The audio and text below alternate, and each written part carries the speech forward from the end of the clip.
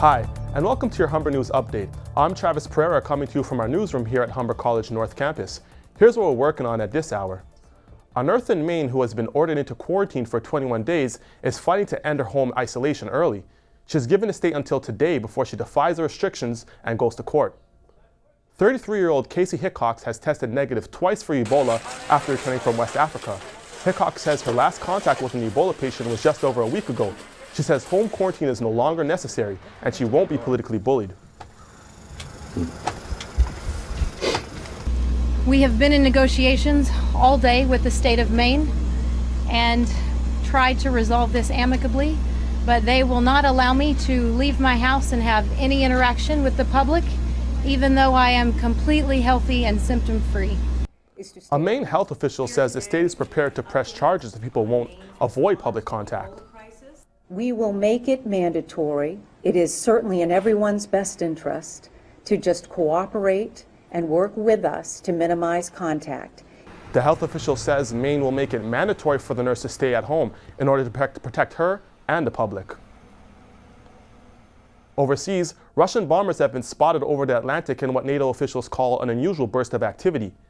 NATO aircraft tracked bombers and fighter jets over the Baltic yesterday. Some of the planes flew close enough to borders to scramble NATO jets. A NATO official says there's been no violation of NATO airspace, but the large number of incidents in one day is rare. Observers say it's especially unusual at a tense time in East-West relations. Molten lava from Mount Kilauea is threatening homes in Hawaii. The lava has been flowing towards the town of Pahoa for several weeks. Authorities say it advanced nearly 200 meters away from the town's main street late yesterday. The lava is estimated to be flowing at around 10 meters per hour.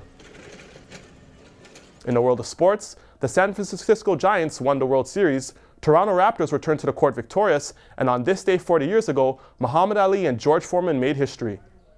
Turning to weather, cloudy skies today with some periods of sun will have a high of 9 and a low of 6.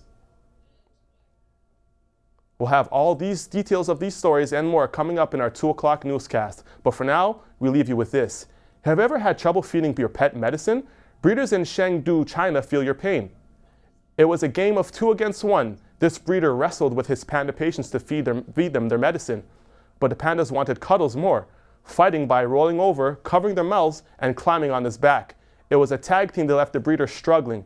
Eventually, victory went to the cute and cuddly creatures. That's your 12 o'clock update. We'll be back with more Humber News at 2.